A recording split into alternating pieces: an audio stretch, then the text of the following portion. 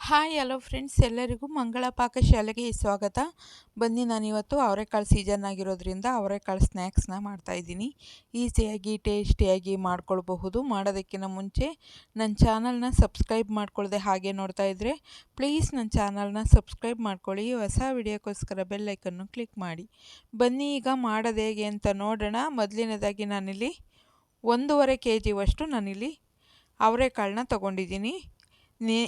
ಸಿಪ್ಪೆನ ತೆಗೆದುಬಿಟ್ಟು ನೆನೆಸಿ ಇಸ್ಕಿ ಈ ರೀತಿ ರೆಡಿ ಮಾಡಿ ಇಟ್ಕೊಂಡಿದ್ದೀನಿ.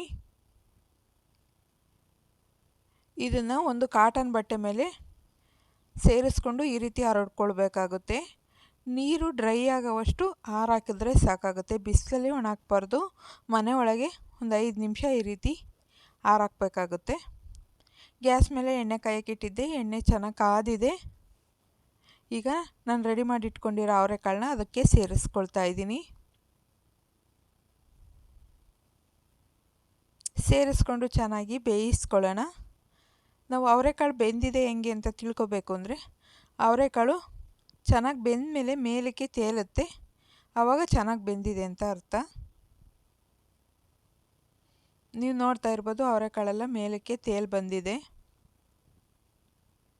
ಈಗ ಅವರೆಕಾಳು ಚೆನ್ನಾಗಿ ಬೆಂದಿದೆ, ಎತ್ತಿ ಇಟ್ಕೊಳ್ತಾ ಇದ್ದೀನಿ.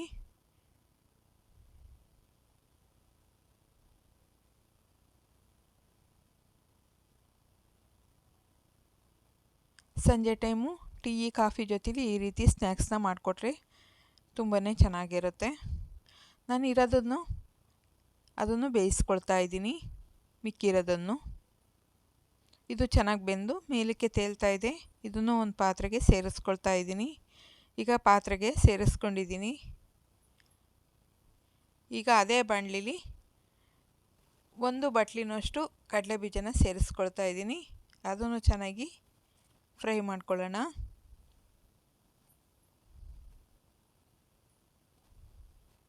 ನಿಮಗೆ ಕಡಲೆಬೀಜ ಇಷ್ಟ ಅಂದರೆ ಒಂದು ಸ್ವಲ್ಪ ಜಾಸ್ತಿನೇ ಸೇರಿಸ್ಕೊಳ್ಳಿ, ಚೆನ್ನಾಗಿರುತ್ತೆ. ಈಗ ಇದು ಚೆನ್ನಾಗಿ ಬೆಂದಿದೆ, ಎತ್ತಿಟ್ಕೊಳ್ತಾ ಇದ್ದೀನಿ. ನಾನು 1 ಬಟ್ಲು ಕಡಲೆನ ತಗೊಂಡಿದ್ದೀನಿ. ಅದನ್ನು ಎಣ್ಣೆಯಲ್ಲಿ ಫ್ರೈ ಮಾಡ್ಕೊಳ್ತಾ ಇದ್ದೀನಿ. ಕಡಲೆನೇನು ತುಂಬ ಹೊತ್ತು ಫ್ರೈ ಮಾಡ್ಕೊಳ್ಳೋದು ಬೇಡ, ಒಂದು ಸ್ವಲ್ಪ ಎಣ್ಣೆಗೆ ಹಾಕಿ ತೆಗೆದಿಟ್ಕೊಂಡ್ಬಿಡೋಣ.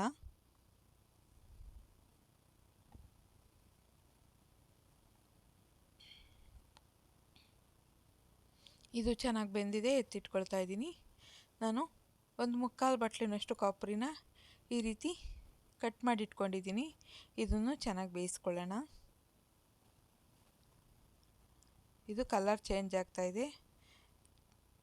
ಕಲರ್ ಚೇಂಜ್ ಆದ ತಕ್ಷಣವೇ ತೆಗೆದಿಟ್ಕೊಂಡ್ಬಿಡ್ಬೇಕು, ಇಲ್ಲಾಂದರೆ ಒತ್ತೆ ಹೋಗ್ಬಿಡುತ್ತೆ.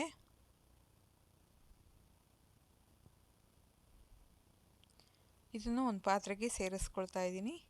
1 ಗೆಡ್ಡೆ ಬೆಳ್ಳುಳ್ಳಿನ ಒಂದು ಸ್ವಲ್ಪ ಜಜ್ಜಿಬಿಟ್ಟು ಸೇರಿಸ್ಕೊಳ್ತಾ ಇದ್ದೀನಿ.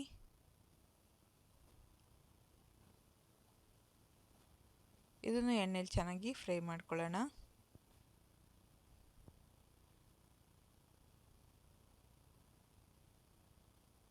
ಇದನ್ನು ಅದೇ ಪಾತ್ರೆಗೆ ಸೇರಿಸ್ಕೊಳ್ತಾ ಇದ್ದೀನಿ. 1/4 ಬಟ್ಲಿನಷ್ಟು ಅವಲಕ್ಕಿನ ತಗೊಂಡಿದ್ದೀನಿ. ಅದನ್ನು ಎಣ್ಣೆಗೆ ಸೇರಿಸ್ಕೊಂಡು ಫ್ರೈ ಮಾಡ್ಕೊಳ್ತಾ ಇದ್ದೀನಿ. ಯಾವುದೇ ಕಾರಣಕ್ಕೂ ಮೊದಲೇ ಅವಲಕ್ಕಿನ ಎಣ್ಣೆಲಿ ಕರ್ಕೋಬಾರ್ದು, ಲಾಸ್ಟ್ಗೆ ಎಣ್ಣೆಲಿ ಕರ್ಕೋಬೇಕಾಗುತ್ತೆ. ಇಲ್ಲಾಂದರೆ ಎಣ್ಣೆ ಒಂಥರ ಕಲರ್ ಚೇಂಜ್ ಆಗುತ್ತೆ. ಹಾಗಾಗಿ ಲಾಸ್ಟಿಗೆ ನಾನು ಅವಲಕ್ಕಿನ ಸೇರಿಸ್ಕೊಂಡು ಎಣ್ಣೆಲಿ ಫ್ರೈ ಮಾಡ್ಕೊಳ್ತಾ ಇದ್ದೀನಿ.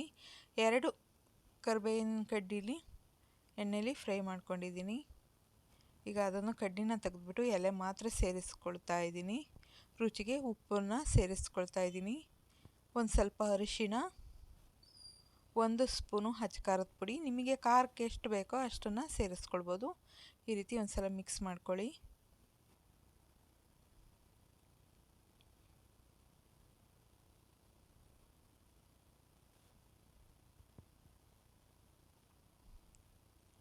ಒಂದು ಸ್ಪೂನಿಂದ ಈ ರೀತಿ ಚೆನ್ನಾಗಿ ಮಿಕ್ಸ್ ಮಾಡ್ಕೊಳ್ಳಿ.